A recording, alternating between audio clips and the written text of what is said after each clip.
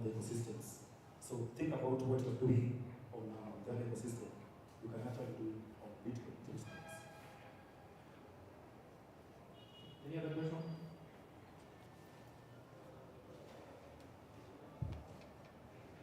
Okay, so my friend Tomaso, I think is done.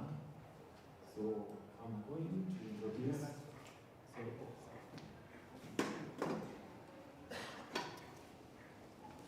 Colosso, thank you. You talked about, let's say, using stacks apart from, let's say, DeFi, right? So let's say I build on Ethereum. So let's say I use Solidity for smart contracts. So let's say building on stack, what language do I use to build on stacks?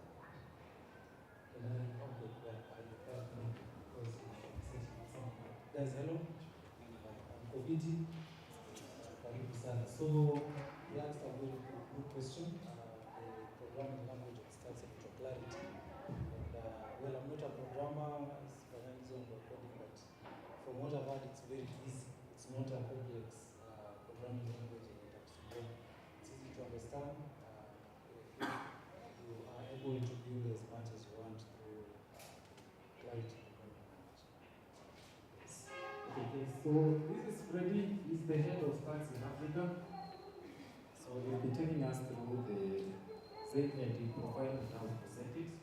So you can clap for him for being ahead of Africa.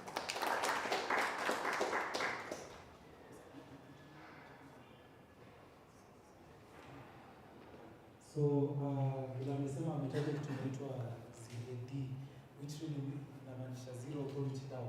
What that is, I think Nika anaweza tutoa tu ZAD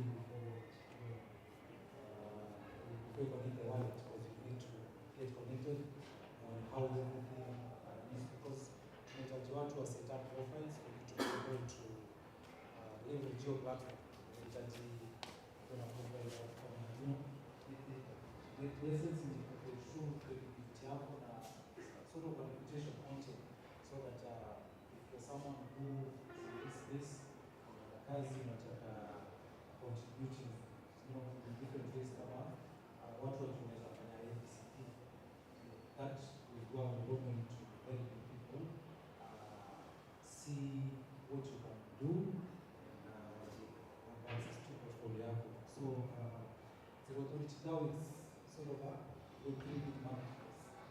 Unapata hizo big bounties.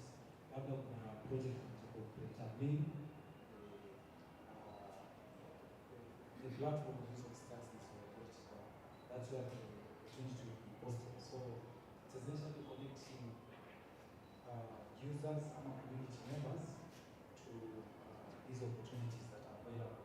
And because it's a trusted platform, many of the projects are building on stacks. I will make sure that that is where they launching such kind of things. Actually, there's a project I was working for as the approach are going to as we have, because this is a very good platform. Now because we have zero authority DAO, we will have to shift over to that particular platform. You guys can always access these opportunities for there to get the rest of the community. So in some way, the playing ground green, especially on the system we're talking about stacks and Bitcoin, to a level such that you are able to promote a project, you have an account, talk about it, which is essentially creating engagement around such projects. Of create engagement, you have an opportunity to earn. It's not a guarantee, because most of the bounties in data, not really interested to participate. So ukiweka tu nchi yako pale na represent the owner of the bounty likes your content, likes submit up, of course you get paid. That's really, I think, decentralization at its best, because kila mtu anaweka tu their best foot forward, whoever has put in that bounty, we judge it from how you have done it. So this is essentially the zero authority DAO in account. We want to make us ZD. So it's got quite a lot of things. ukiingia tu you be able to see this bounties zenye zinarun juu utaona zenye zime-expire. That's how it essentially looks like. And then in the meantime, so before we go, kuna kitu moja inafaa kuwa kwa mind that at the end of the day what we want to create a reputation so that people are able to connect with you and give you opportunities. There is what we content creation, video. If you are a programmer as well, you can show it at Kamali. If you can do coding and stuff like that, but appear, you know, jobs post you up. That is the whole, like, you know, when you can Upwork and all these applications. Now, I will 3 version of that. So, I think we would need to connect the wallet. So I think Nick at a set up wallet quickly, or to the kuonyesha kila kitu, because for you to set up a profile, you must until you want to face to start. So yeah, that is one of the things to onyesha leo. If you know, kuna watu wengi pia hata labda the access is strong, they will get an idea of how to get started with zero authority DAO. Again, pia tutaonyesha starting DAO, which is what Nick was talking about, how you are able to secure the network by locking up your tokens, stacks tokens, and then you get rewards. The same way what you want to stake on Ethereum. Understand Ethereum inatumia different consensus mechanism compared to stacks, which stacks will transfer your X. You have to commit your stacks for a period of time. Then, you know, by doing that, without securing the network, hakuna a lot of money is moving to wrapping up. It's network yetu iko stable na secure, right? Ukisha secure network, you get something in return, which is an heavy way. Right now around 8%, but it's up to 10%. So second is a short kiasi kama ipande. So that is one of the ways tunasema. Unajua in Web3 watu ni tofauti. Kuna watu unaweza kama unataka gigs, unataka kazi, kuna mtu anaweza kama kuna do, you're ready to invest. So zero authority DAO, in as much as you say you can invest as low as even 5 stacks through zile tools sababu za stacking. But kuna mtu unapata kuna gari nzuri anataka aendelee tu the same way wanaendelea on other chains to be able to earn yield on the holdings. So if you have the money, you can buy your stacks token, stack it, lock it up through zero authority. Sorry, not zero authority, it's called stacking DAO. Ama pia kuna fast pool. There are a couple of pools you unaweza work nazo depending on the one that you feel works for you. But the thing with stacking DAO, which will show you shortly, it's not limiting you. Kama kuna kiasi, if you have a lot of money, you can as well do it. But zingine kama fast pool, you need to be a solo stacker. Kama join pool here. For fast pool, inajulikana sana kwa solo stackers when they have 100,000 plus tokens. Okay. I hope mnanisikia sasa. So hiyo ndo the second thing I'll be talking about, and also highlighting dual stacking and SBTC. SBTC is a programmable version of Bitcoin, which is pegged 1 in 1 Bitcoin. So kama Bitcoin moja ni 90k sahihi, SBTC pia 90k. The same way with Bitcoin Cash and all that, but najua hizo they are really different in terms of ziko juu hata yake tofauti. So that's another thing tutaongelea, which will contribute as well to people being able to put their holdings or their assets to work for them in the stance and system. So I think we are focused there, the wallets. Because we process, we did it in the previous event. kila mtu anajua kuset up wallet. For most of you guys here, right? Unakuja just set up wallet. Ndio. Kama ujue unasema tu we go through it very quickly. Yeah. Whether it's an Xverse wallet, whether it's a Data wallet, kuna ingine mpya inaitwa Layers wallet. We will talk about something that is also happening with the Layers wallet towards onboarding and education. But this is, I think, I'll be correct to say it's the most used wallet in the ecosystem because I think the way the guys have done the thing, like the user interface, community experience, like it's very simple according to me. But we can share out later, which I think they still have some updates to bring. This, I think we use it a lot. Okay, so I feel we can do the first one. Yeah, this is the famous stuff. So yeah, huko kuna ganji in other ecosystems wanakupea chini unaweza jaribu yes SDX look it up in 2 weeks inakuwa the amount of time cycle moja ina run. Okay, so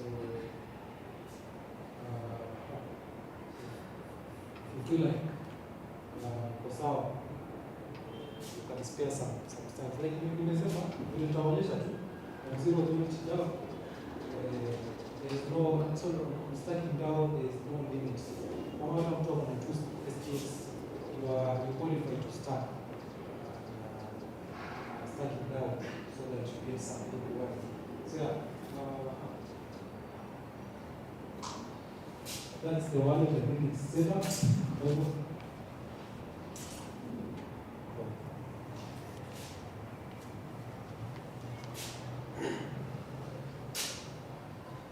I'll be sending something to that one to myself.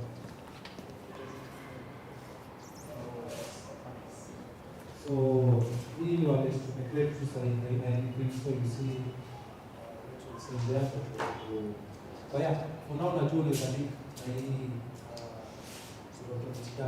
right?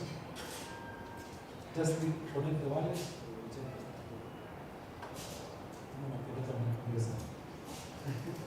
Good, what's your page?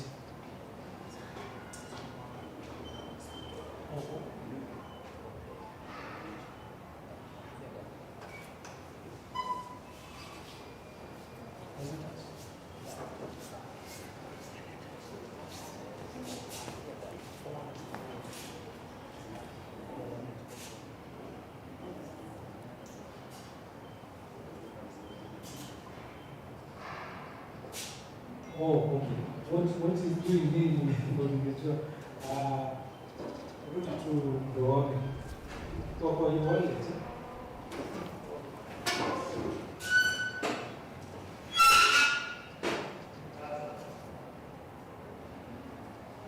So when you're on your wallet, you can always access easy tools. Nyingi ziko, but here's the authority.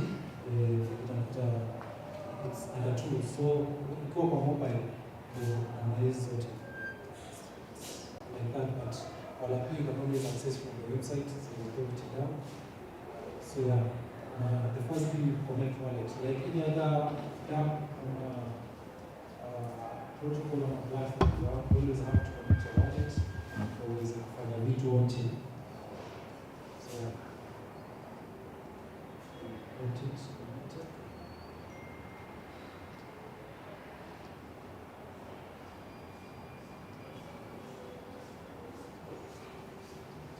Connect. So once you connect, you can profile yako. So this is where you put details. You can see username, describe what you do. Ile kama ni content creator, kama ni programmer, hizo vitu zote of course kwa bio. Then you're able also to link your X and provide details. X yako, Telegram, all of them, they're there. At least watu wajue where to get you apart from hapa tu. So kuna pia services zenye unaoffer na you have that. I think ukiklik hapo it will give you options za what it will provide everything about yourself. Utuonyeshe what you can offer ama ile kitu unafanya kwa hiyo system. Like I said, hizo kitu zote tunatoa tu based on this space. So yeah, I think that's about it as an authority. Ukisha create your profile, now you go back to the home page where utaona the running bounties and gigs.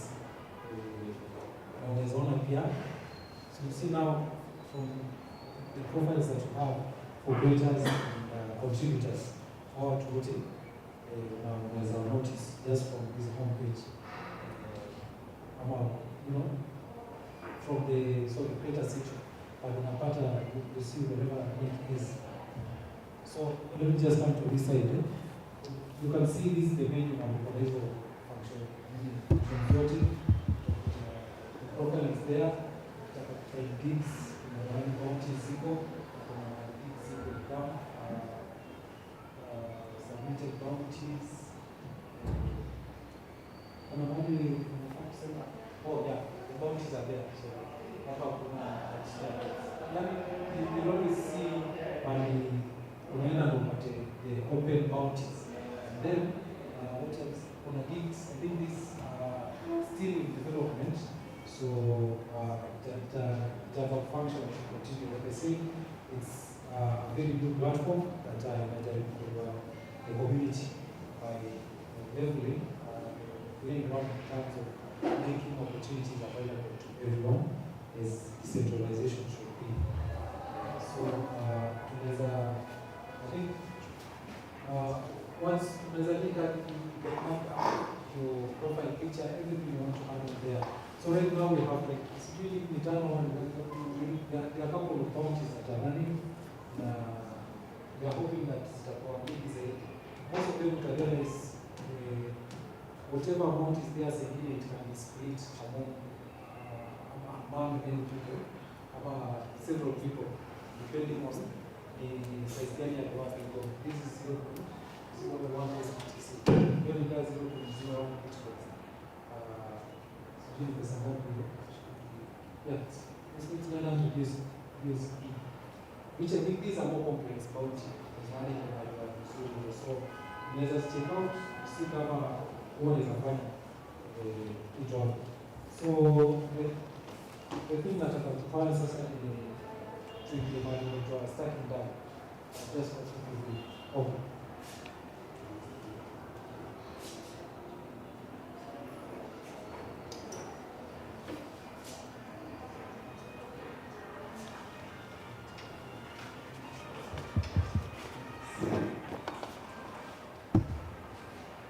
Kuna mtu ako na swali hapo ndio tusiache amehama hii 0.5. By the way, even if hata unajenga ama you want to launch, unaweza launch point tu yote. Unaweza kwa wewe uko na kitu yako unafanya ndio and then unataka promotiwe na watu wa next. So what do? You come here, submit the requirements, and then utaambiwa say next. So bounty. Now it doesn't have to be at 2003. See, if you do know the same like unaweza kwa busy yako in real life unataka kutumia Web3 market. There is no limit what you can do on this platform. So long as you can access to this wallet, you submit the payment to the platform so that once your bounty mission determine the winners, you select them from this platform, and then the reward will be sent automatically to the winners. So there is very little input. Unahitaji kusend manually. No, inakuwa because of what we call smart contracts. This whatever it is the function of smart contracts kusaidia automate vitu so that inakuwa rahisi once we determine the winners, they don't have to call you or tell you, oh, I need you guys to send my prize or reward. No, it happens automatically once the count is completed. Because we cannot timeline. We have we give the number of days within which people should submit their entries. So, for instance, this will be kutakuwa about it kwa oh yeah okay. So yeah, hapa ukishasomea scope report ni kwamba hapa you come here to have the submission, which mostly huwa ni link ya post yangu. But if it requires otherwise, there's always going to be instructions to you hapa chini. Okay, hapa chini kuna whatever description ya hiyo bounty, what is required of you, watu wangapi, kama ni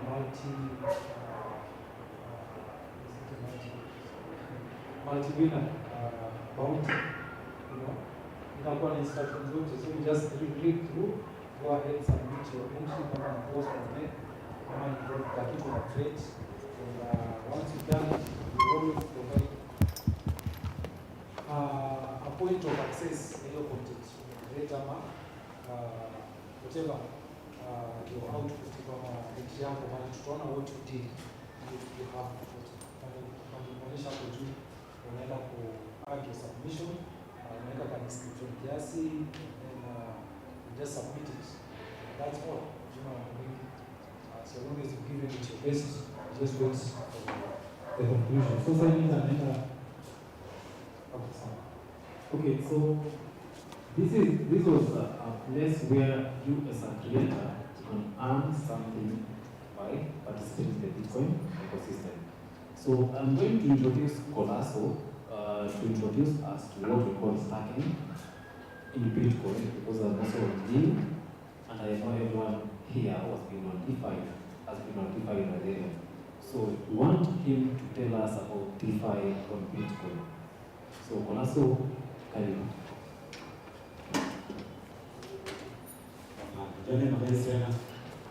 Next, so maybe some of you are going to mention some terms. Tulianza na BTC, sasa hivi kwa DeFi, ule anaweza shangaa what terms are these? So for stacks, we've got something that is called the Bitcoin naming system. Think of it like a domain, .africa, .com, .ke, but that, sasa in stacks, it's .btc, .xtx,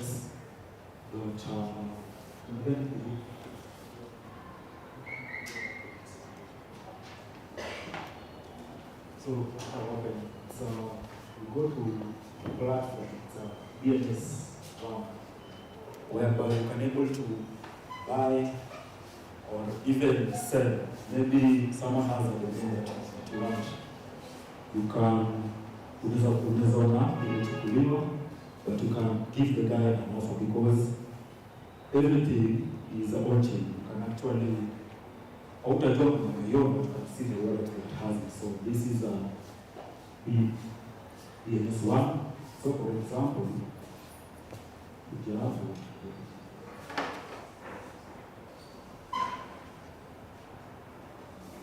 nataka kudili na yake kuonekana kwa kama imechukuliwa. But number 1 to number, I think 1,000 zote zimeenda sio? Data.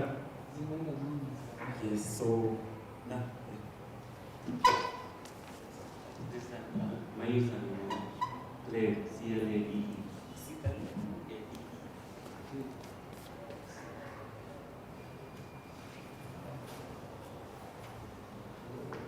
So we have some t-shirts hapa na naona watu wanajibu maswali wale watu wako na t-shirt. So ukikuja hapo ukigusi kama ni play, you can buy with .btc, .id,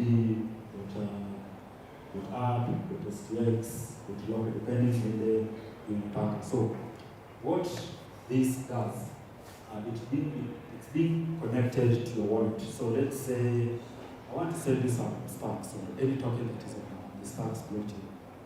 Si lazima nikutishe your account, your address. Si lazima nikutishe address. I can just type in claim.btc, then it automatically the address that owns it. So this is also helpful for those stuck. We've got something that sometimes people do airdrop on spaces. There's a space and someone just likes how the space is. So if you have a BLS name, so you can see all the people who are in that space, basically do an airdrop for them. It ends up a killer wallet because each name is connected to killer wallet in the bank. You can also transfer it. You can transfer it to the next person. Nikiweka let's say trader anatumia BLS name yake na nataka kutumia the same name. Nikiweka claim kutuma the amount, the token, haitaenda kwa itaenda kwangu. So when you transfer the main system to me, so itakuwa linked for my stocks account. So BNS1 helps you if you don't have to sometimes having these so many addresses, sometimes this one. So you just go there, key in, maybe it's .btc or .id or .stx, then the guy receives the amount automatically because it's connected to your account. Kuna swali hapo kwa BNS. Hapo tuko sawa.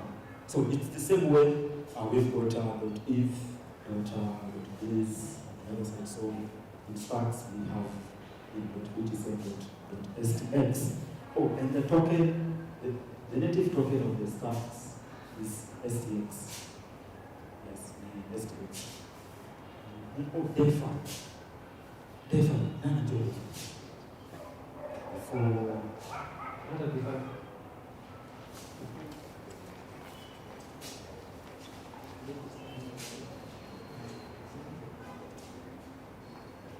DeFi is the decentralized payment.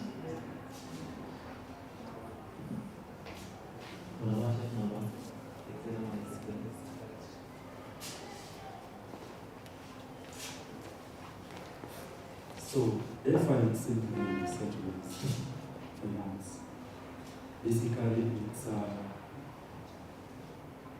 think of it like the banks we have outside India. Whatever those banks do, you are bringing it on chain. So from loans, from what we got what tools, from what else? I've mentioned loans. Yeah, you can also earn some yield, or for example, if you have some cocoa, some Bitcoin, you don't have to liquidate it to maybe do maybe let's say you have to add some stocks in your business and your Bitcoin. So you don't have to liquidate your Bitcoin for you to get the funds to run your project. You can just lend it or borrow against it. Basically, you can borrow against Bitcoin. You got, and also one very important thing, we also have stable coins. We've got a Bitcoin-backed stable coin that is USDH.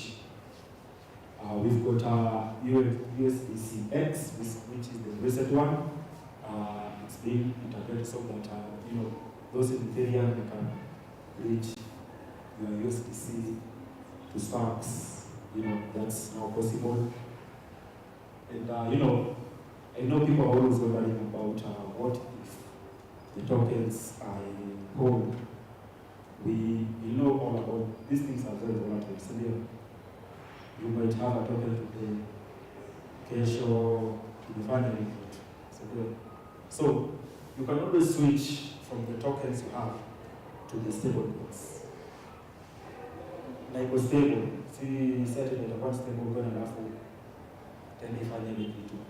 So we also have that stable coin in the stacks.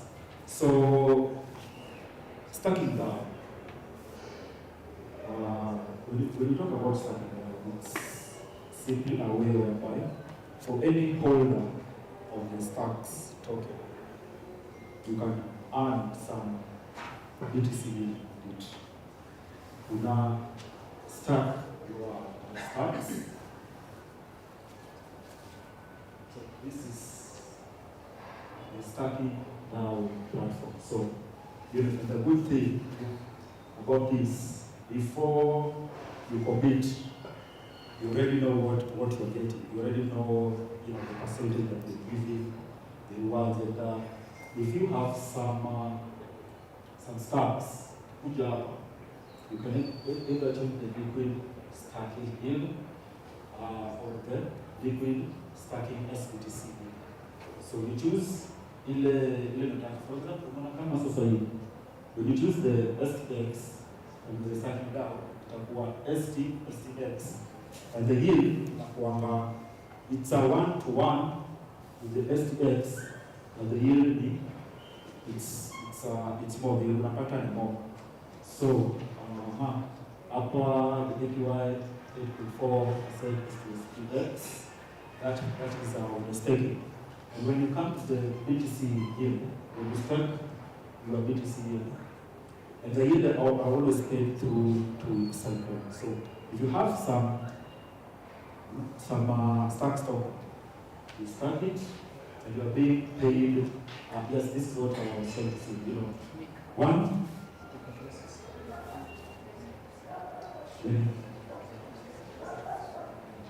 Oh, yeah. So these are like 3 stacks.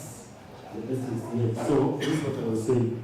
It's when you have one STX, it's one, but it's more because in some yield. So if you have one stacks, and above this you can stack as low as one, but you still because see what so you can stack as low as one. If you have one stacks today, when the yields are being paid, then you have one STX to the stacks token at 1 point, 1 level, sometimes even more, depending on how it is. So this is basically how to.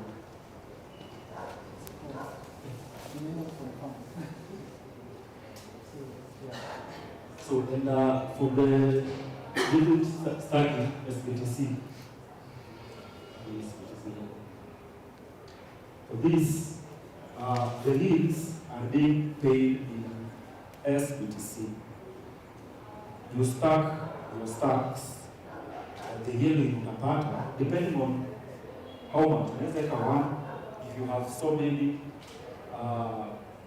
you just take it. If it's maybe 100 stacks or stacks, and the yield is being paid by SBTC. So SBTC, let me explain about it's just forked Bitcoin. Yeah, it's a 1-to-1, let's say, Bitcoin. So it's a forked Bitcoin. So you stack the stacks, but the yields that are being paid are paid in Bitcoin. What else about stacking now? So it's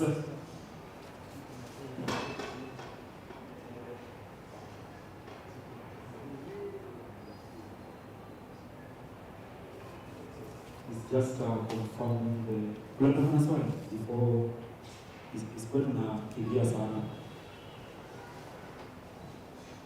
What is forked?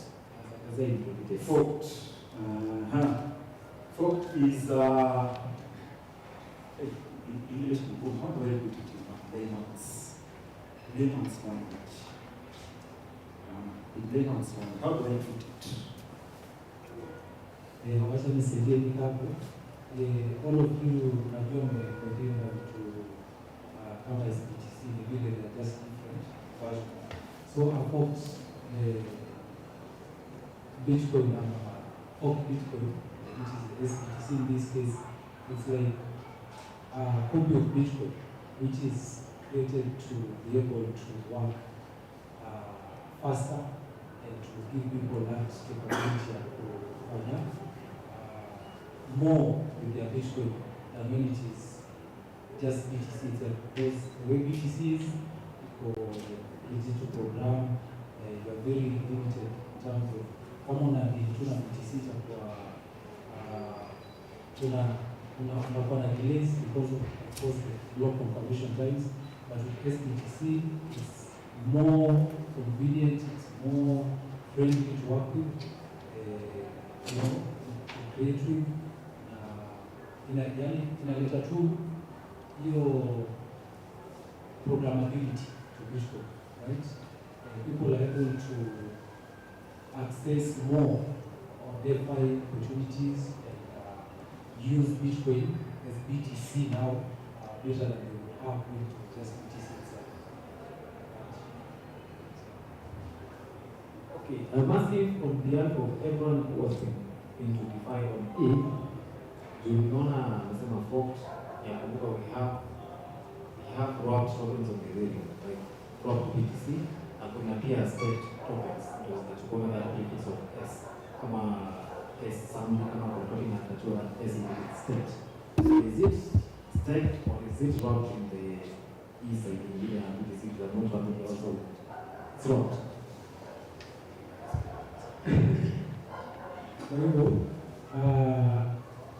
unaelewa mambo ya Ethereum, the consensus mechanism of Ethereum is very different compared to even another chain different compared to Bitcoin. Bitcoin, it's a proof of transfer, as you all know. So this SBTC now is built on top of that, right? Those stacks, which is now vile tulisema stacks inatumia proof of transfer. So when you meet your actually to get your SBTC, you use Bitcoin because it's paid one-to-one with Bitcoin.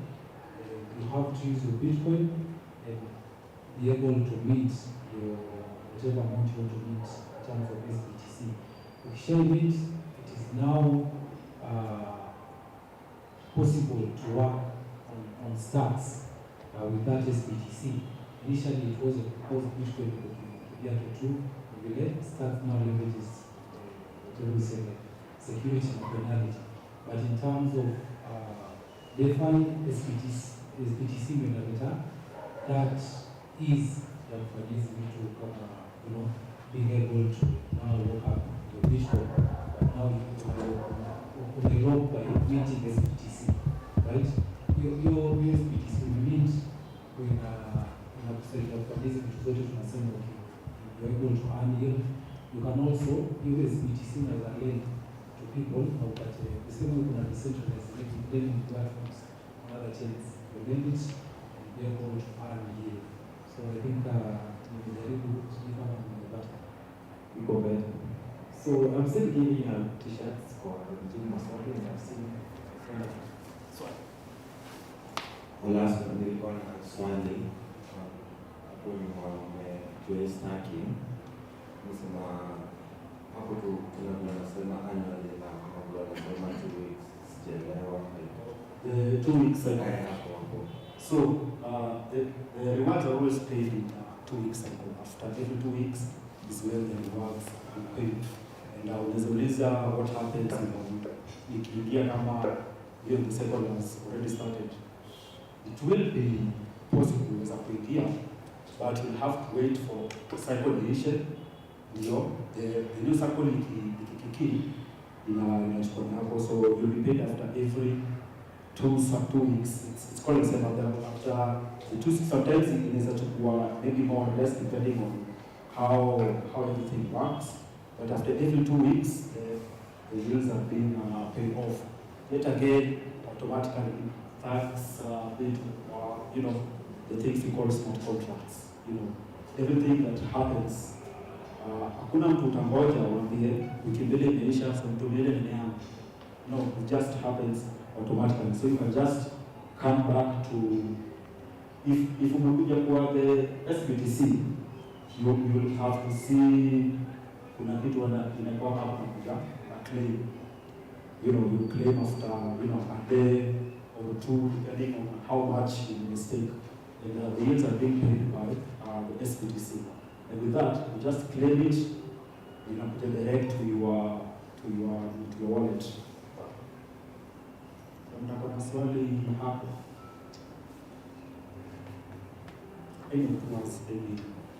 Any question about it? Umeelewa ndio kwa confused.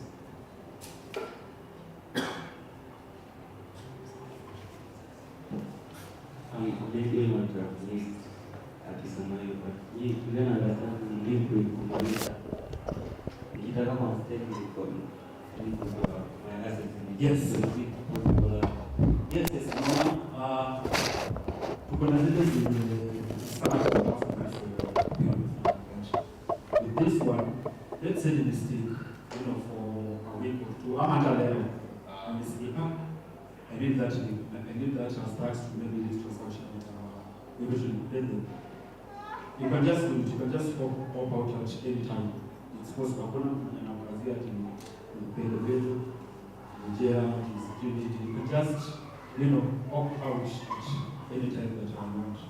But we have those ones that are okay, stay. You have to wait. So, nikusaidie tu, you can see kwa wallet kwenye ilikuwa initially haikuwa na hii STX. It was on STX and then they have STX. So because to mistake, to start three STX, little bit now you get in this STX other than you know, whatever you want to do on DeFi, kwa hiyo ecosystem yetu. So hiyo ndio liquidity sasa ile STX kuna platform zile sasa unaweza enda relate na provide that use it, you can borrow against it actually. So inakusaidia kwa kutumia ikiwa you still earning on your STX. So sort of you have something to work with as your other asset.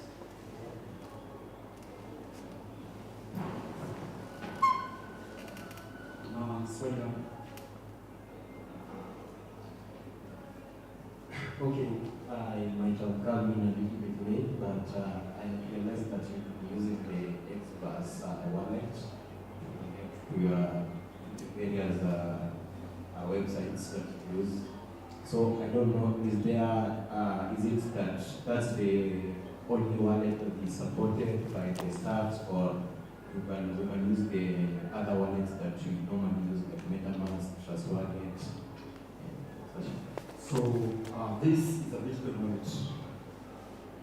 Kuna zile wallets zina support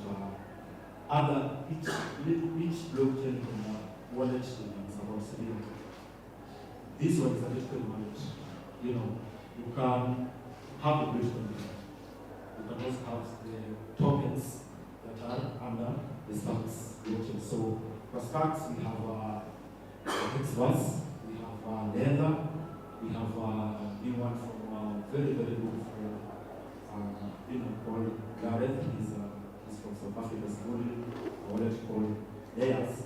But for that, all the Bitcoin you use at Stacks one. So Xverse is a Bitcoin wallet. So you can have your Bitcoins and the native tokens in our Stacks ecosystem.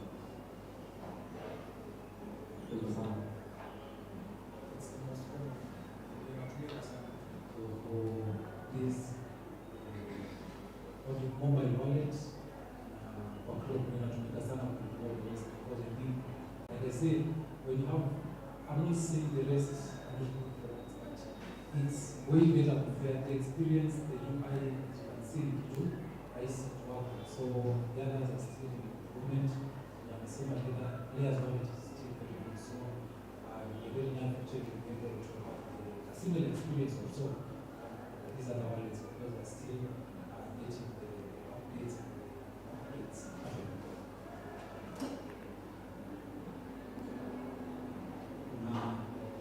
Kuna swali hapo nakuuliza. Kwa sababu, so, you know, once you start your stacks, the STX, which gives you yield on your stacks and more.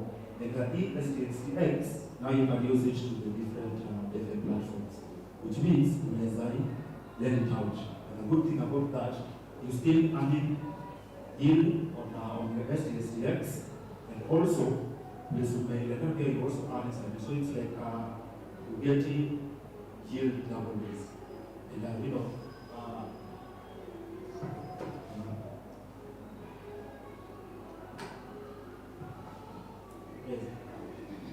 yes, this is the SBC, which is big pay.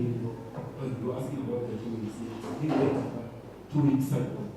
And the good thing about this, it may need to happen. This, I think this is the best thing about being decentralized. Before you get into anything, you know what you're getting. So everything is, the bills are being paid approximately after every 2 week cycle. The percentage is there, 8.92, depending on how much you sow. The more you start, the more your yields. Depending on, and you can start as you can start as low as just one stack. In a limit to this. Unaweza kuwa na kamoja lakini wakati huko inahamia. Question.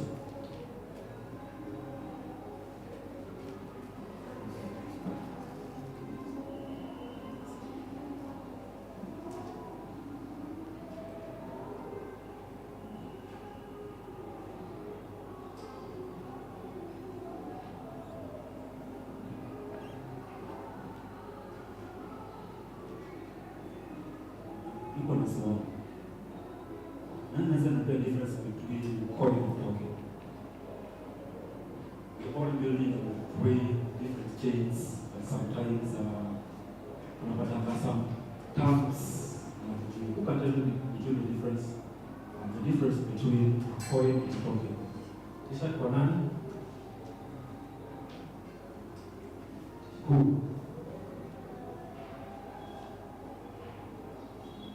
Well, best in my knowledge, I believe coin, anyone can crack a coin. Let's say, for instance, green coins.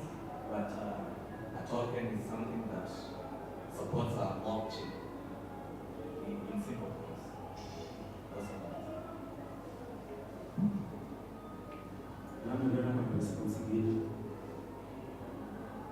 Anyone else?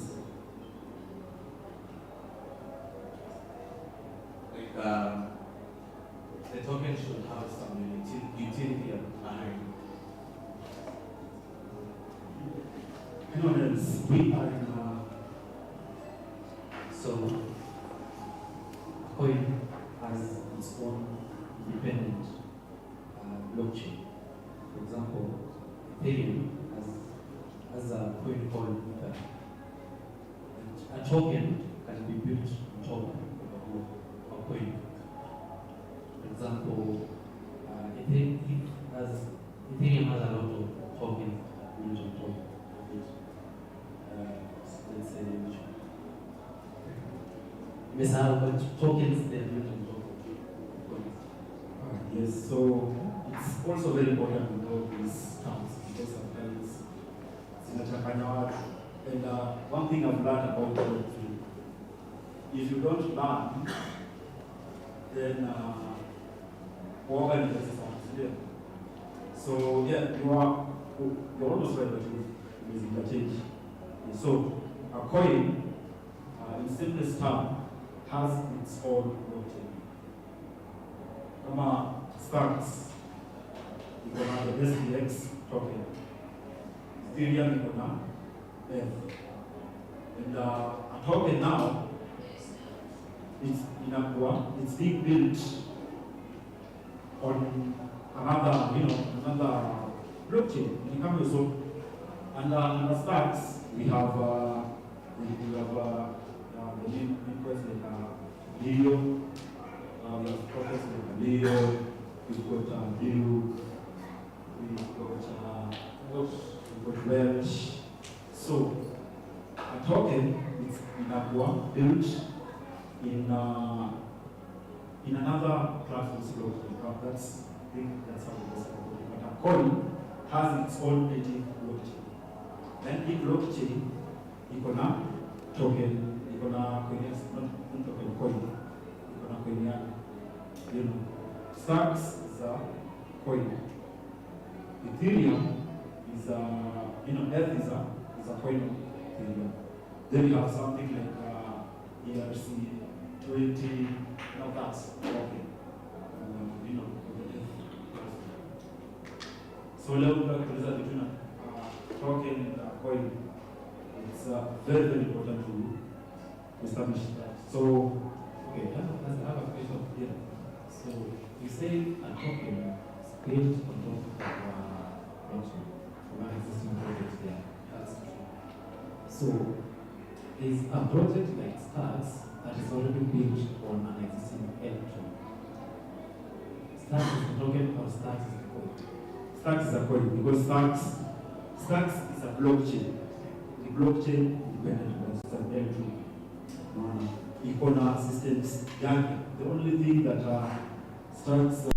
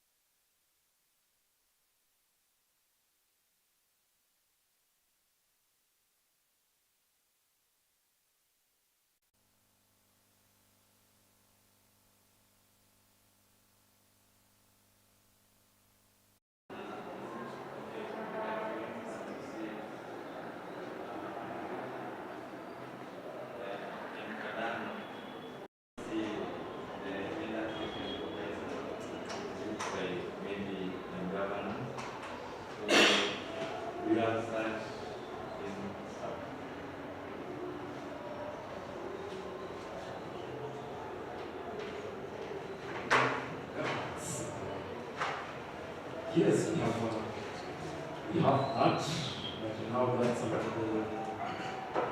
which I don't, it's even integrated. We've got something that happened a couple of months ago called the SIP searching wallets.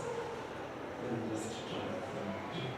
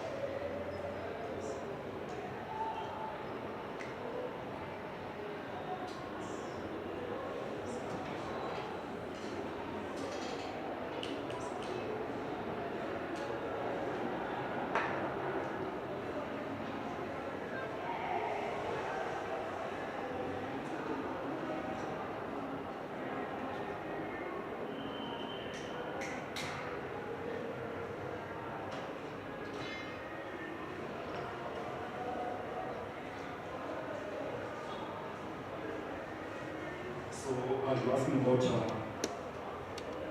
earning.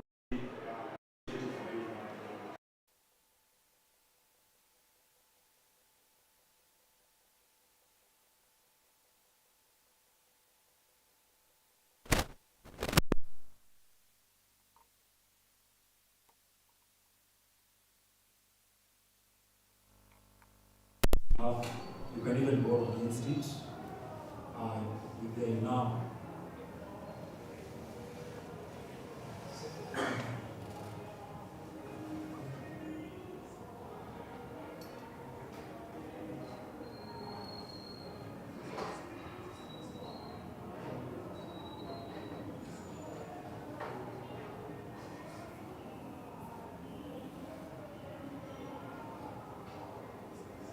So now this is now you go to this is just, and here you can be able to borrow against your and here you can borrow against it depending on how much you start.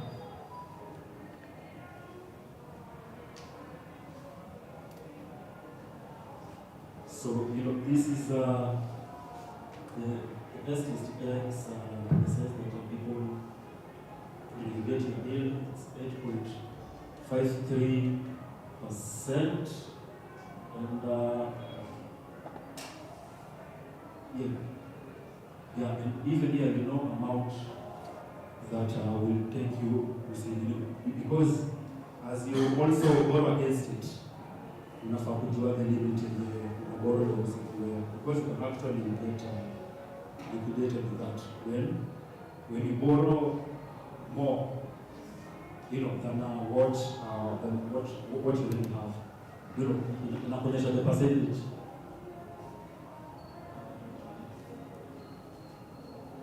Inakuonyesha the percentage right here.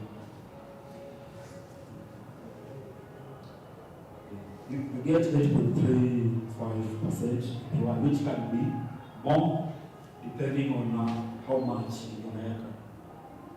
Unaswali hapa ifoni watu.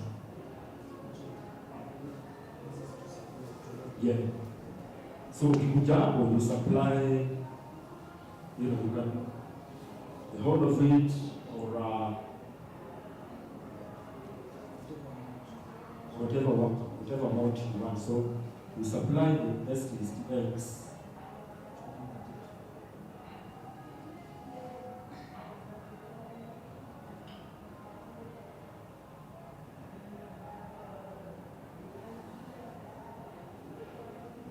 So that's essentially providing liquidity for people to. That's the way you again use whatever you got in terms of if you're doing liquid stacking, of your STX. You've got that STX, and now you go ahead and provide liquidity by supplying that STX. It can be used by others. Now it's like you're lending occupation, so you have that 8.53% APY, and then the person now is borrowing, they again a very percentage, they are not charged so much interest on top of that stance that you provided, gave up to be used by other people in the system. So you find that it's a very convenient environment for you to sort of invest, because if by borrowing you are charged less than 1% in interest, and by lending or providing liquidity you earn over 8% in interest. You see, it's very friendly. It really, I think, embodies that spirit of decentralization, because you don't have to be charged so much just because you're borrowing. It doesn't have to be exorbitant. So I think it's a good system that ensures, as a user, you have very good conditions for you to be able to invest as little as you want, as you can afford. And also, if you don't have the liquidity, you can always borrow against your little assets by providing. So you can borrow and not get charged too much, because in the dream world you don't see such things. If you borrow money from the bank, wanaitisha pesa mingi in interest, very big percentages, but this is only does not even hit 1% in terms of how much interest you pay for the whole STST. So I think it's a win overall. Yes, with that, with Zest, we actually did some. Yet again, this is not a financial advice. Please do your own. For us, we just try to create that awareness so that people can actually know this platform exists and you can actually operate on them by yourself. Si mtu anakwambia ati nipatie account ya kumanajia. Mtu akikwambia nipatie express wallet yako kumanajia, hiyo ni uongo. This thing you can actually, once you learn the process, you can actually, learn, do them by yourselves. So that's what we're trying to create awareness so that more people can know these platforms are there and that you can do much more with them. Now, when we're talking about borrowing this, we did, I was in a screen share with one of our very good friends. Shout out to GP, maybe they're following this, GPC. When you borrow through the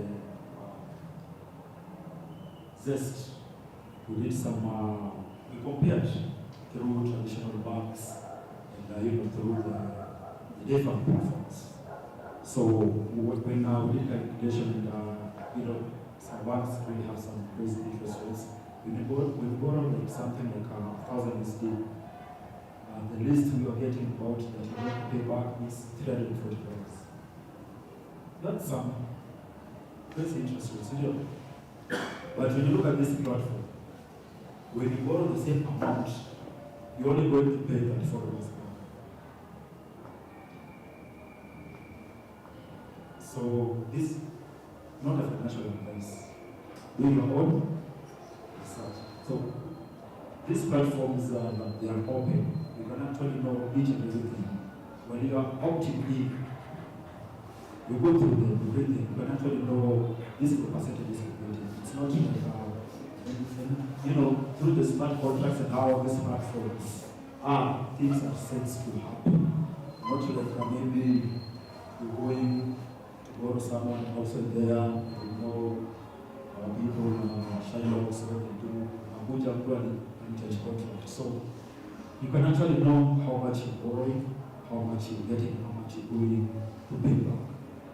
So that's the power of having decentralized systems. It's, yet again, it's open, it's free for everyone. And one thing, what I'm about to be about you're not paying to go to that platform. Setting up your profile is totally free. The only thing you need is just gas fee only, and you're going to go back. Registering that platform is totally free. You're not paying anything.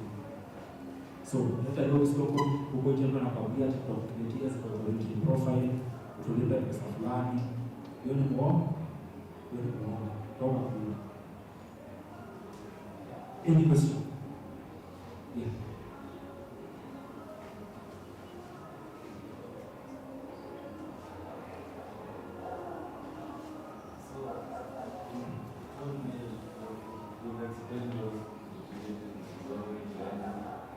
So is it safe to say the go-to protocol for mental access is going to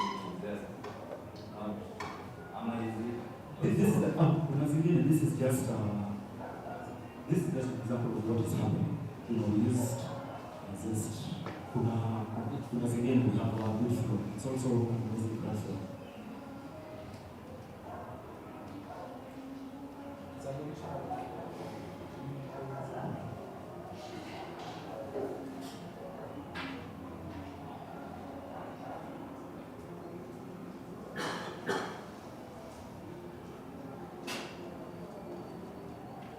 Yes, but this one is called the issue.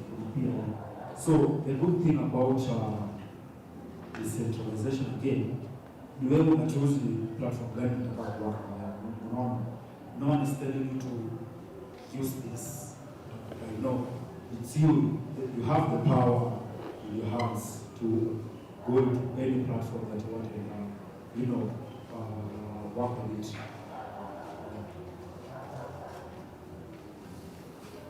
actually bit flow normally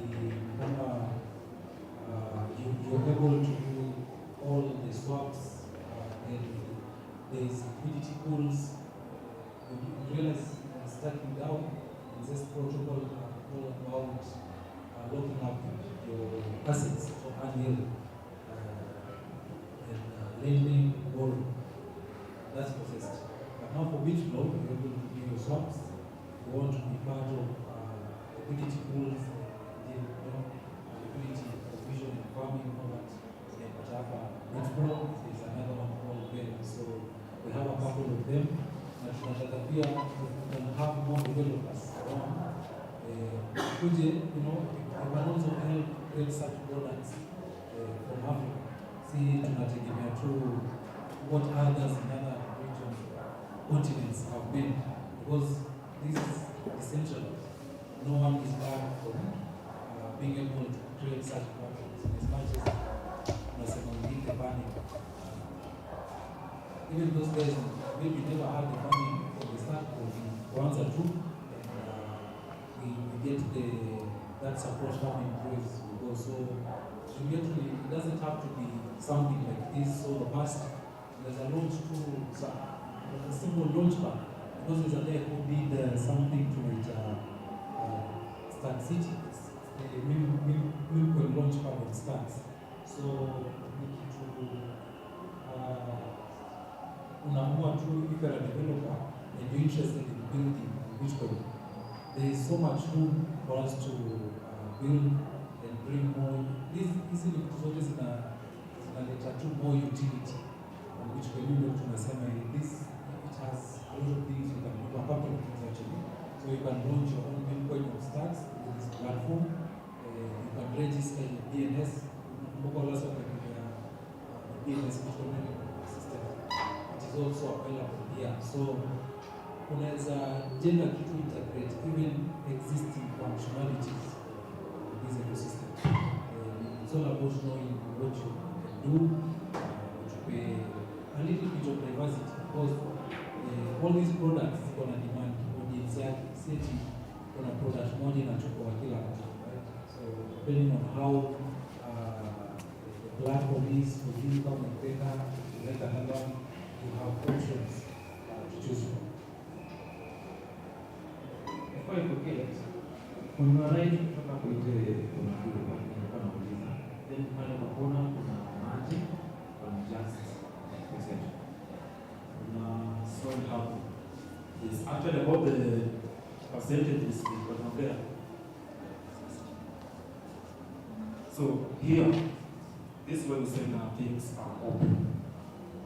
You have borrowing against get this, but this the APR there for everything is listed here. So when you're borrowing, you already know the percentage that you're going to pay back.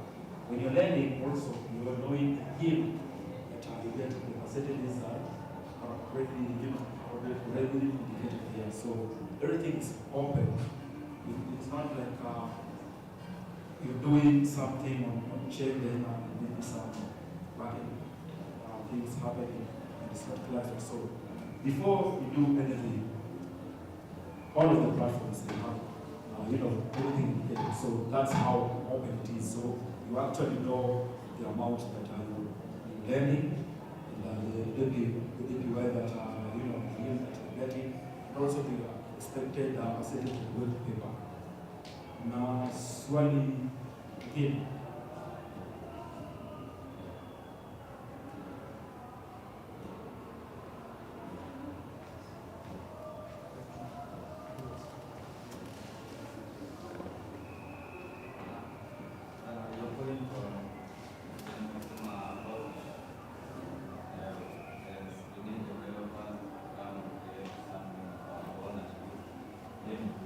And we need something that community around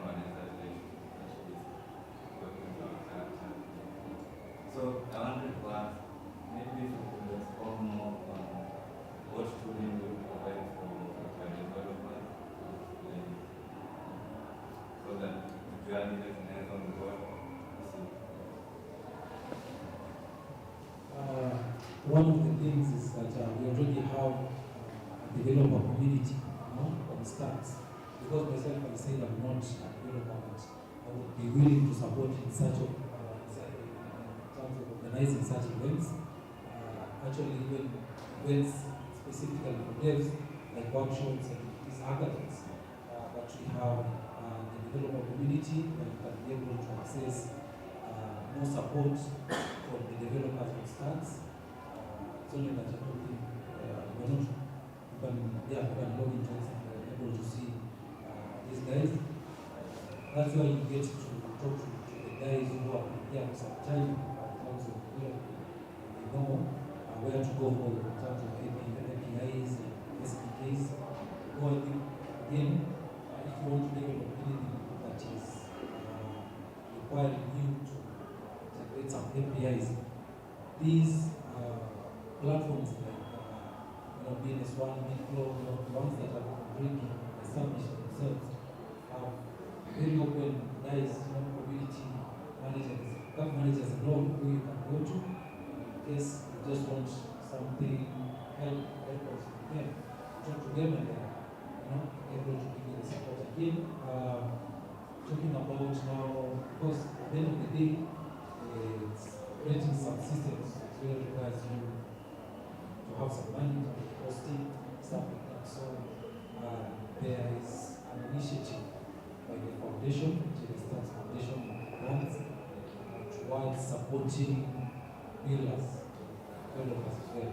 They already have organization with an initiative again called Letter for the Bill, who are specifically focused on supporting builders onboarding at least the next 2,000 to 3,000 smart contract developers now.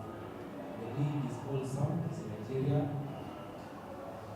Europe sometimes as well.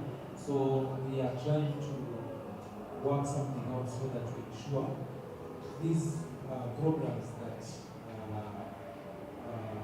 bring developers together to be able to understand how things work, for instance, the start ecosystem are happening in many African regions.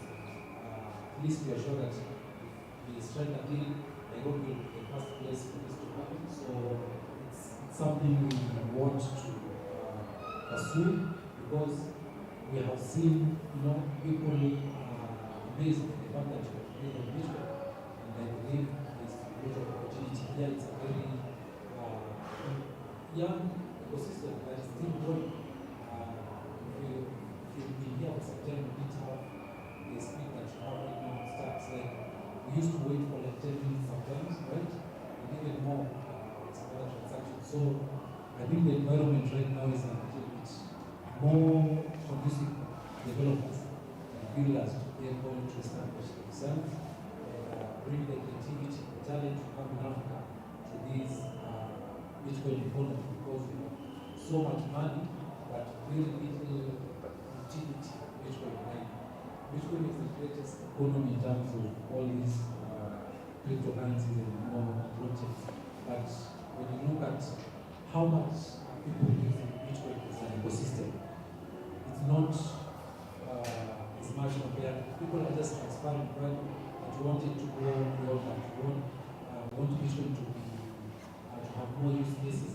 That can only happen when people have built quite a number of platforms and protocols and centralized applications on Bitcoin through stacks and other tools. That's why we say the others tools as well. We are trying to do the same, but we take pride in stacks because of what it has been able to achieve in terms of these tools and platforms we're talking about, good TPLs. So as any other blockchain, sometimes things go up and down, but we have grown to an extent that we feel we are somewhere better compared to other years. Lightning have always had the speed. We are not at par with them, but we are way better. Under 5 seconds, 5 seconds when you submit a transaction, don't have to wait for that 1 minute. So this is possible on Bitcoin. It wasn't before. People on Ethereum, maybe Solana, such chains have that speed which was an agent. It was an ability for the ecosystem. They could have developers prefer compared to us when it have this speed. Again, even though the speed will always have Bitcoin security, finality, so you ensure that being compromised with this ecosystem stacks is really difficult because we leverage security of Bitcoin. That is something I don't think other chains can compare to us. So I think the willingness to support developers is there.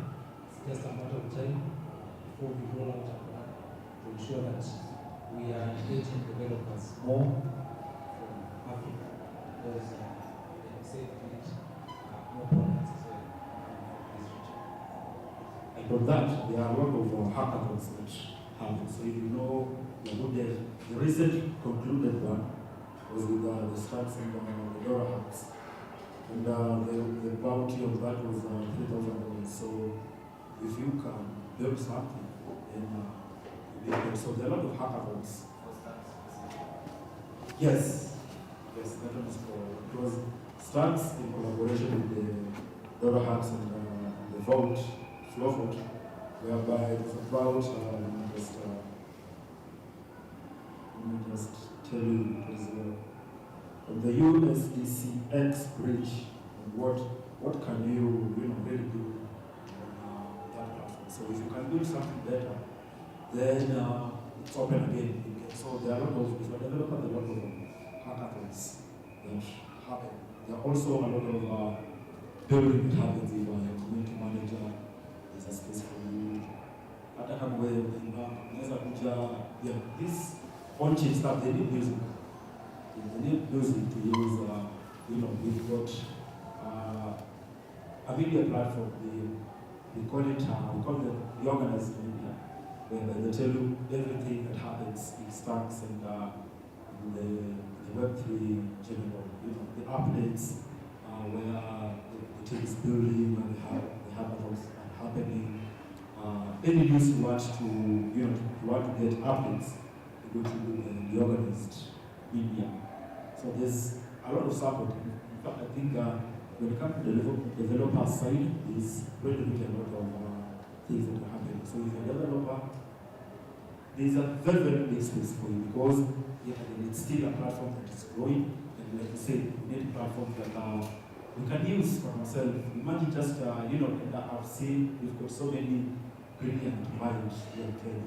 See someone just, they created an app, you can just go ahead and pay directly with a wallet. And it's amazing, If personally I can be able to live on just with that, then I think I'll be better because the hassle of trying to send the tokens to an exchange and to transfer it to maybe a stable, then to your currency, maybe it's a deal.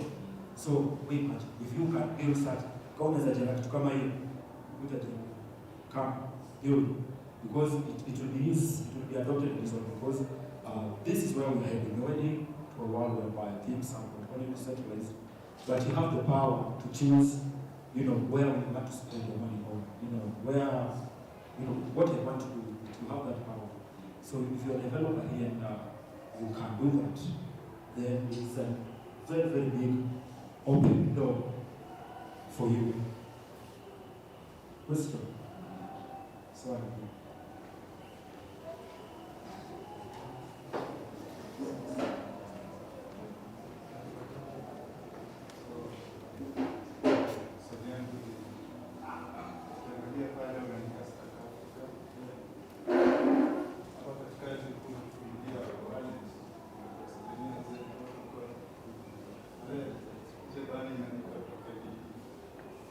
So this our partners that we have partnered to have this event to create this awareness. So atawaeleza what talking is, but for Stacks is it's a layer 2 on Bitcoin. Yeah, so it's a head, not just any, it's the leading edge of Bitcoin, you know, whereby what Stacks, simple, in the simplest terms, does it scales Bitcoin, you know, gives it more functionality and programmability. Yes. So anything that you can actually, you're going to be able to get more data. You're going to be able to get that. And think of it this way. You know Ethereum. Everything that happens on Ethereum, you know, from the Bitcoins, from NFTs, is also organisms and our stacks. But the difference is, stacks is unbuildable. Because Bitcoin, inatumia security ya BTC, you know. So anything that happens on stacks, inakuwa confirmed on the Bitcoin. Lazima ipitie report sasa kidogo. So Stacks Africa, for us, it's an initiative to be able to educate, onboard, sensibilize, and protect. We educate. We want the young people to know, you know, this tech exists because yes, crypto adoption it's happening real time, but as it's happening, so, you know, niambie, mara ngapi umesikia watu wameoga, mtu anauzia watu token mahali na imehappen, mara ngapi umesikia hiyo happen? Yes, so for us, we are trying to build that awareness. Ujue, not Mr. Kwamoni kwa tele saa hapa kuna kuinvestia. Ile siku nakwambia hivi, mimi nataka kurudia. So, Stacks Africa, we are here to create that awareness for the young people to know that, you know, not every, yes, there are people who build on this platform, very legit that are happening, but there are also people who take advantage on the young people to, well, to, na msaki kwambia, sasa ungekuja hapo, nikwambie, tutakupatia kitu, na kesho, utaingia hapa showroom uchukue S-Class. Utafurahia sana. Huo unataka hiyo tu. Na kama kati ilikuwa kutoa do fulani, so utatoa mbio sana. Sindio? Most of us, me personally, sitafanya. Nimeoga, and this is happening. This also always happens to the young people. Mimi nimeenda kwa hizi, this was when I was just getting in campus. Ndio nakutaka you want to make 5 to 10K daily. Wewe ni kwa brand unasema hapa. Sisi nataka tu. Sitaki kunama ni no. Inafanya kwa roho kaka. We meet very nice people with very nice suits. You shiny suits. Nakwambia we'll do this. You know, we'll give you this, but you pay 25,000 for this. Then unakupatia products. Wende mko jamani kwa ukilipa. Kuna kitu unapata, si ndio? By next week, ndio nakwambia kama kwa maana unaweza hiyo kazi yako, kuja hadi next week utashika keje yako. It happens. You know, it happens in real time. So for us, we're trying to make sure that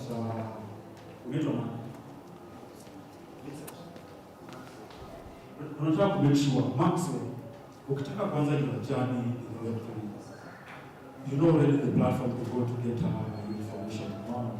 Wherever, as Maxwell, you cannot just learn, but create that understanding that the people watajua venye these platforms work.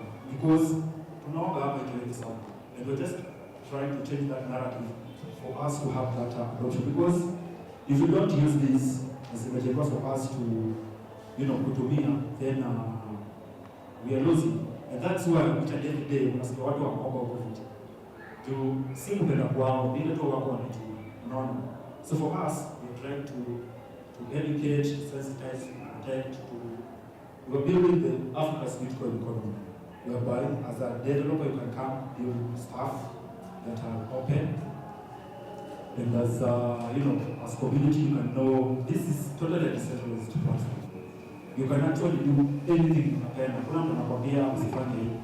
Wewe kuja, do whatever you want in the platform. You can build systems very good. If you want to build a community on the same platform, it's open. So for us, we're going to give you that, so tunakupatia knowledge. Hatuna ile pesa tunakwambia ati mimi nakupatia pesa wewe kesho shukia hapa na kiwango kingine sana. We are giving you that knowledge. So wewe ujue venye utakuwa nayo.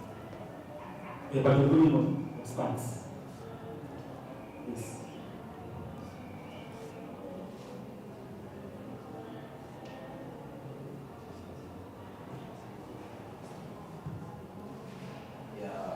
Sorry, I can't relate. I don't know if you talk about how the network is secure, because most networks are secured by computers. I don't know how it starts. Like, is it secured by proof of stake or is it secured by PPC? Just curious. Stack is secured by PPC. No security of Bitcoin. So Stack is so if Bitcoin fails today, then Stack will exist. And Stack, it's not trying to change anything about Bitcoin. It's just trying to scale it, giving it more functionality. So now, in the security of Bitcoin. So if Bitcoin is compromised, then maybe Stack will be compromised. But as you know, security on that is very nice, isn't it? Yeah, so you don't know.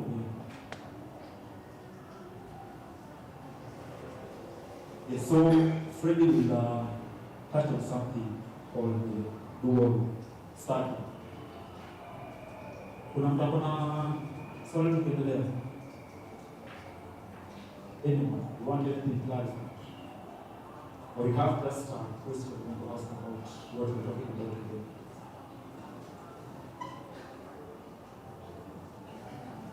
Okay, so it's a highlight on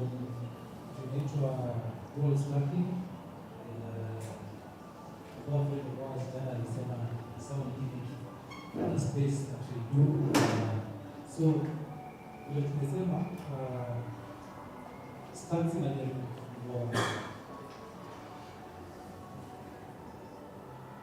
there's something I want to show you.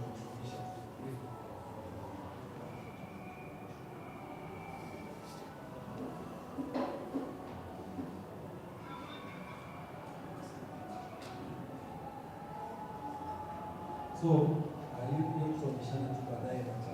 you'll be able to see every block in your stacks. It is linked, tied to your on Bitcoin. Because all these transactions that we are relaying on stacks are being confirmed on Bitcoin. Kwa hivyo tunafanya ndio stacking inamaanisha earning both your Bitcoin and STX, right? So certainly where if you have now Bitcoin, you're able to meet it to SBTC, like I said before, SBTC, which is the private Bitcoin, enabling us to do more DeFi unit stuff of Bitcoin to start. So once you lock that Bitcoin, you're able now to earn SBTC or SBTC or earning Bitcoin, because you see it's quite one-to-one Bitcoin, right? So that is one of the ways you earn in this growth. Now it starts as well with the vetting of liquid staking, stacking, you're able again to earn yield on these platforms. So stacking down, right? The other poles. So with both your Bitcoin STX, there's an opportunity to earn yield.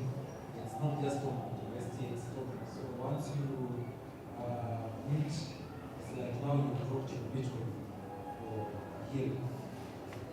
Then you return getting SBTC, which again, it's one of the ways protocol provide supply liquidity to this BTC.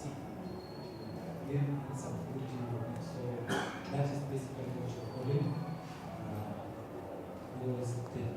dual stacking. Yes.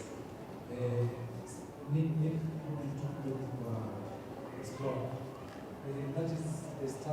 Explorer that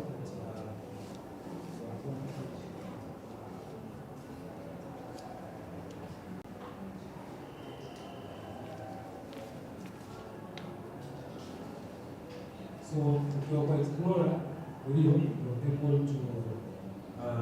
to see blocks blocks zinapangwa mahali hapa.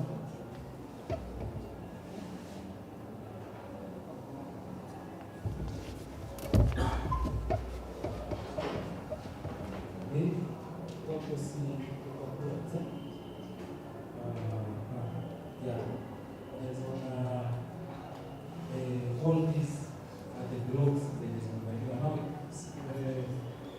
click over. These are the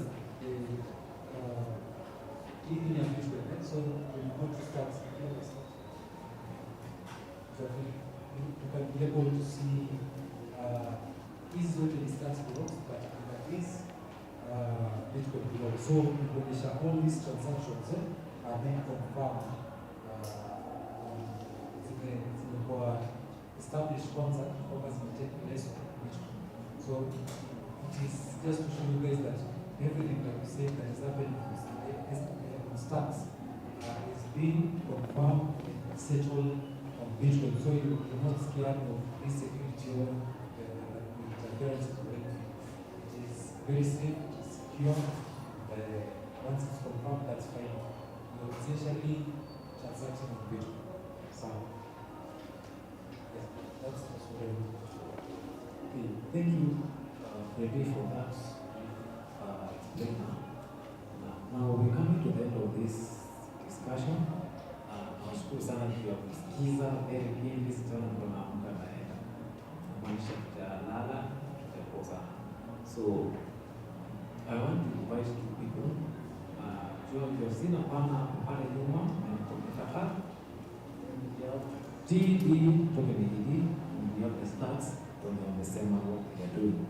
So I'll introduce you guys about what they are doing, who are they are, and we can have a bite. No, we can have a focus session, and we can have a bite. So for the focus session, when you have a t-shirt, you'll have to wear them.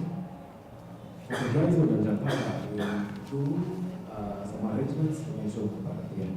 So I'll invite my friend here, or near Nani, what he does. Good evening. My name is Morris Kabiru. On X, I call myself Hiking MK. Probably some of you know. So I'm here in presentation of MetaArt. So basically, what MetaArt is a modular blockchain network. A network is just an ecosystem, which basically means that what MetaArt really does is it helps create a digital world with real world impacts. So what basically that means is that it designs a system whereby you as a person, you will have a digital identity in the digital world. You will be able to participate in the activities on chain. So when you look at the present world right now, the on-chain system is really growing, which means that if you can basically build anything that is working on chain, this means you will be able to print money. So why are you going to get this digital identity separate from your current identity? So this new identity on MetaArt, it helps you generate an income, and this income it is through various ways. Basically, first, just having the ID helps you generate income monthly on an APY yield of around 12.5% per year. So it means that if you register today as a MetaArt user, you get an ID, and with this ID, you get to have one MetaArt token which is staked. After this, you have to get this MetaArt token which is staked. It generates for you income daily and monthly, and at a yearly interest of 12.5%. So this means that at the end of the year, you get 12.5% of this 1 meg. So currently, 1 meta token is going at $6.95. Yeah, $6.95. And when I was joining Meta, it was at a price of $3. So you can see that this ecosystem is building a token behind it, and this token has value. So basically, joining Meta will enable you to get that universal basic income monthly and yearly. Other ways in which you can earn on this Meta ecosystem is that you can onboard users, and when you onboard users, you get 0.1 MEC tokens. So basically, right now, 0.1 MEC tokens is equivalent to $0.695. Other than that, you can also join our builder program. We have a builder program whereby kind of like an affiliate program, quote unquote, in these other exchanges. When you join as an affiliate program, when you invite a person, you get $1.3 and 0.1 MEC tokens. Thank you. So you get 0.1 MEC token extra from the 1.3 USD. So this 1.3 USD comes to your account only after a person registers and does the KYC. So this is Alano's page. Alano is the general regional manager of Meta in Africa, and we recently opened our offices in our building, the Yacht building there, Stellato Mall, and fifth floor. Yeah. So as I was saying, from this the Meta ecosystem you can earn through the various ways. So I talked about the first method, which is onboarding users. The second method is the universal basic income, which will be coming to you on a daily, monthly, yearly basis, just for being in Meta. As long as you have registered in Meta and you have done your KYC, you'll be getting these Meta tokens for free, which have a market value, as I've said. For 1 Meta token, you can sell it to anyone on the P2P market. In the P2P market for $6.95. So this is just the Meta interface, whereby you can register as a Meta user, and then you'll be able to create your account. After creating your account, you will verify your KYC with your ID, your identity card, and your facial verification. After that, then you start earning your MEG based on the 1 MEG token that you are given initially. So, as I've said, you can join a builder program, you can get the universal basic income, which just comes as a result of just being a Meta user. So, also, aside from the builder program, if you don't want to join the builder program, whereby, as I've said, from the builder program you get 1.3 USDT per person and 0.1 USDT per person. So, basically, with my account, if I join the builder program, if I invite this guy using my link, my company link, I'll be able to get 1.3 USDT in my account and 0.1 MEG tokens in the same account. Are we together? Yeah. So if I don't want to join that is aside from the bigger program. If I don't want to join that and I just want to use my link, I can use my personal link, and if I invite a person, I get 0.1 MEC token per person. Are we together? Yeah. So there is apart from that, and apart from the builder program, and apart from the individual invitation reward, you can also earn MEC token through staking. You can stake your MEC token. Like personally, I joined last year, so this means I have some MEC tokens in my accounts. I have stacked some of them.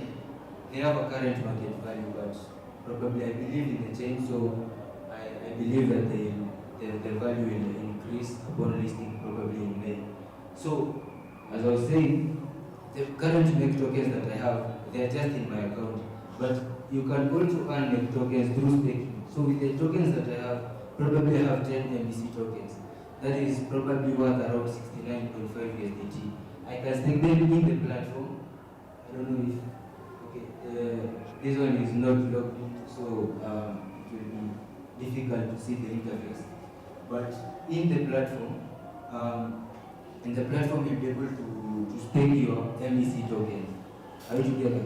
You'll be able to stake your tokens, and if I stake this, probably these 10 tokens that I have, they have an APY percentage, which means that they have an annual percentage yearly interest in which they multiply, just the same as a bank.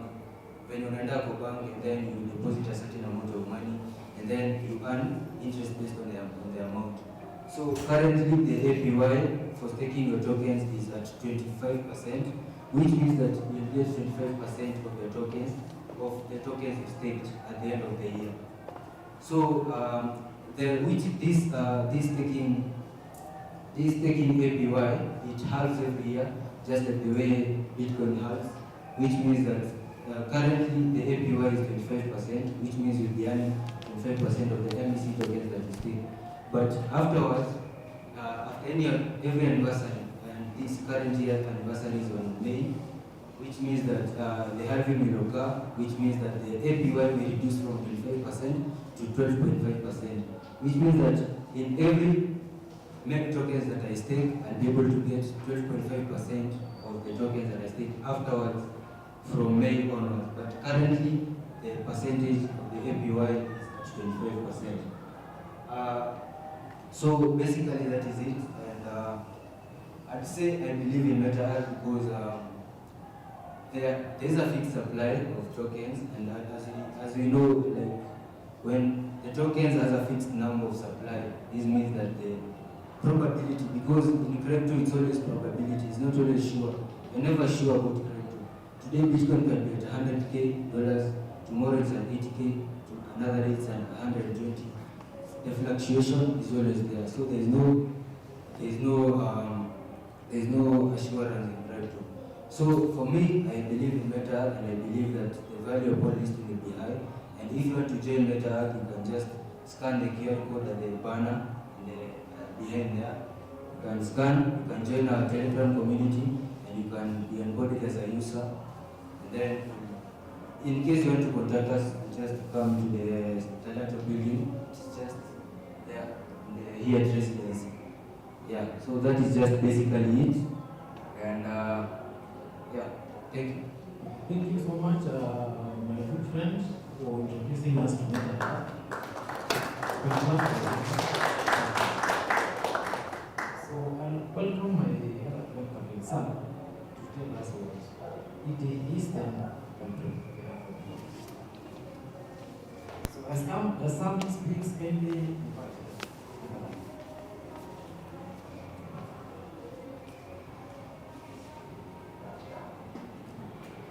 greetings everyone. Yeah, my name is Captain Sam. Most of you call me Captain Sam or X. Yeah. So Token ED, this is a community name, and what we do is exactly what you can see here. Like we have planning, organizing, and all that.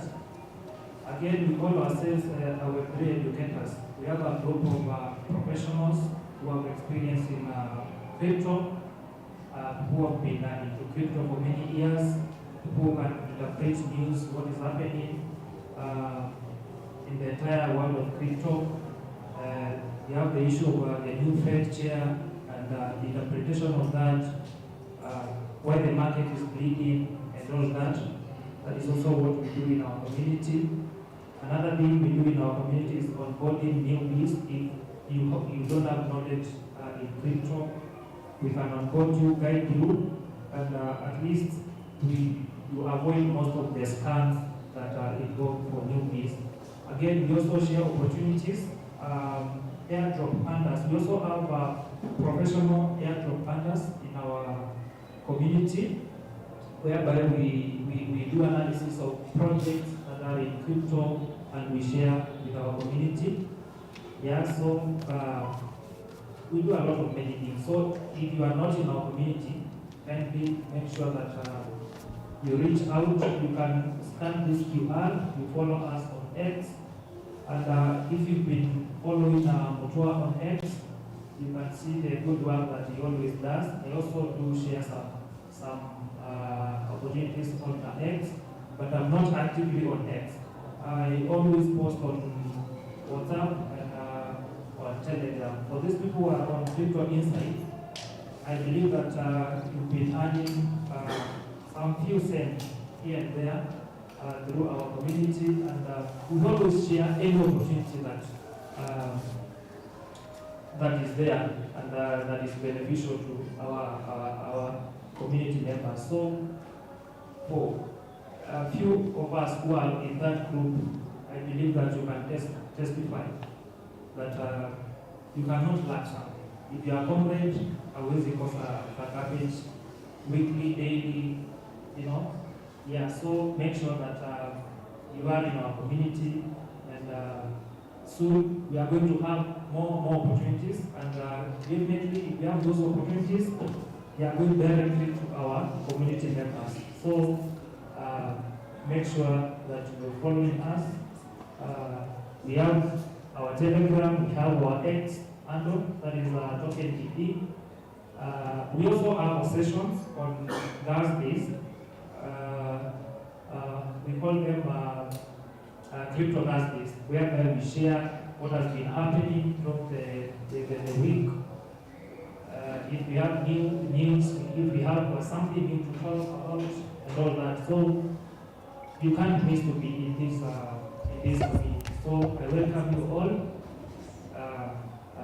Scan this QR, follow us. We are going to post our socials on this timeline, and we'll be happy to onboard you, all of you. So thank you very much, and I welcome you to our community. Thank you, Captain Sam. That's the same chat as mine, my co-founder. So, over to the follow us Africa. This is the